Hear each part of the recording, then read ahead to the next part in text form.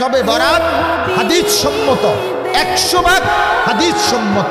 এটাকে কোনোভাবে তান্ত্রিকতায় নিলে হবে না।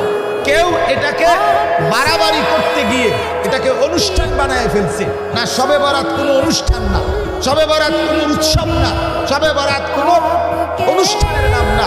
মসজিদ চারিদিকে সাজাইতে হবে, লাইটিং করতে হবে, বিরাট বিরাট বিরানির ডেক পাকাইতে হবে, খিচুড়ি খাওয়াইতে হবে, জিলাপি খাওয়াইতে হবে, সারা রাত মাইকে চিৎকার চেঁচামেচি করতে হবে, অথবা কথাবার্তা বলতে হবে না, এমন কিচ্ছু না।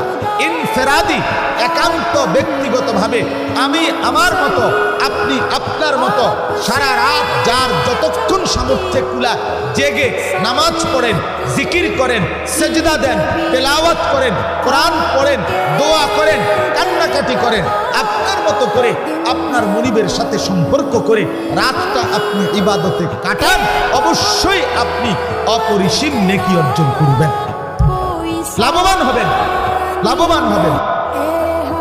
কেউ আপনার এটাকে একবার ছাড়তে গিয়ে এটার কোনো অস্তিত্ব নাই এটাও বলে ফেলে দিছে। কেউ এটাকে একবারে বাড়াইতে গিয়া এইটারে একবারে 1 লাখ টাকার খরচা বানাই দিছে।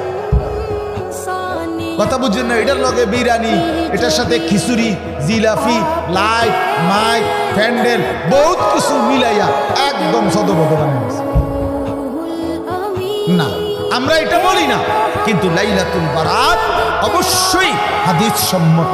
রাসূলুল্লাহ সাল্লাল্লাহু আলাইহি ওয়াসাল্লাম থেকে বিশুদ্ধ সনদে রাসূলুল্লাহ সাল্লাল্লাহু আলাইহি ওয়াসাল্লাম থেকে লাইলাতুন নিসফে মিন শাবান, শবে বারাত যেটাকে বলে, এটা প্রমাণিত, এ সম্পর্কিত হাদিস প্রমাণিত।